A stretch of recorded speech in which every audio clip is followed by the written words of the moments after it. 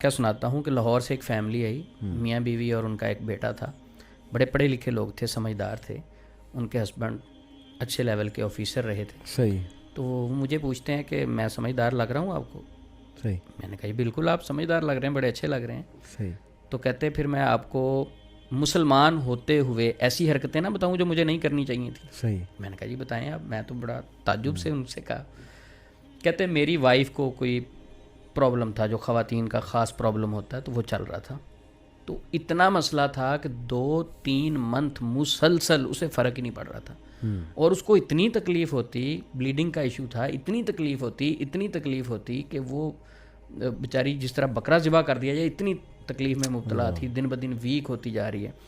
بہرحال کہتے ہم نے ہاسپٹل میں اسے داخل کروایا، دم شام بھی کروائے.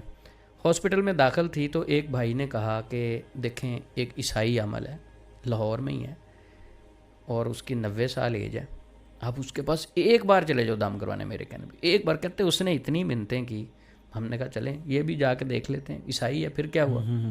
کہتے ہم نے ڈاکٹر سے نہ جھوٹ بولا. وہ ہسبینڈ اس کے کہتے ہیں کہ میری نا وائف ذرا ہاسپٹل میں رہ کے تنگ آ گئی، تو میں اس کو تھوڑا سا باہر گھما کے لے آؤں، ذرا ذہن فریش ہو جائے. کہتے جانا ہم نے دم کروانے تھا. عثمان بھائی کہتے ہیں کہ ہم اس کو وہاں سے لے کے نکلے. میں اس عامل کے پاس گیا، وہ سگریٹ پی رہا تھا. اچھا. کہتا میں پڑھا لکھا لگ رہا ہوں. پھر اس نے پوچھا، کہتے مجھے اس نے کہا ہاتھ آگے کرو. کہتے میں نے ہاتھ آگے کیا، اس نے سگریٹ کی وہ راکھ تھی میرے ہاتھ پہ پھینکی. کہتا کھا لو. اللہ. کہتا میں نے کھائی. میں کتنا ماشاءاللہ سمجھدار لگ رہا ہوں، میں نے کھائی. کہتا پھر کہتا اس کے بعد کیا ہوا، میری وائف کے سر پہ اس نے ہاتھ رکھا اور وہی سگریٹ پیتے ہوئے دھواں تھوڑا سا اس طرف پھینکا.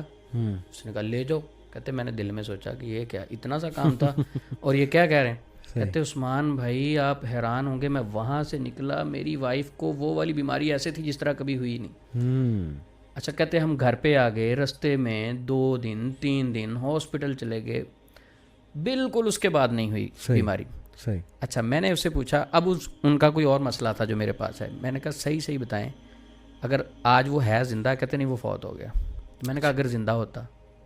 تو کہتا یقیناً ایمان میرا اجازت نہیں دیتا، لیکن میں اس کے پاس ہوتا. میں نے کہا کیوں؟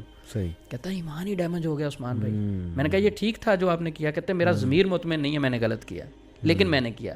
یعنی ہم اپنی آسانی کے لیے، ہم اپنے سکون اور سہولت کے لیے شریعت کو چھوڑ دیتے ہیں، اللہ اور اس کے رسول کی بات کو چھوڑ دیتے ہیں. میں کہتا ہوں کہ 100 بار تف ہے ایسے سکون پہ جو اللہ اور اس کے رسول کو ناراض کر کے بے شک بے شک. ایسا سکون ہمیں نہیں چاہیے. بے شک. جو ظاہری دنیا کے سکون ہے وہ تو پھر غیر مسلموں کے بعد بہت ہیں، لیکن یہ عارضی الحیات الدنیا والآخرۃ خیر. اب وہ خاتون کا مسئلہ، اس پہ بھی تھوڑا سا یہ بنتا ہے کہ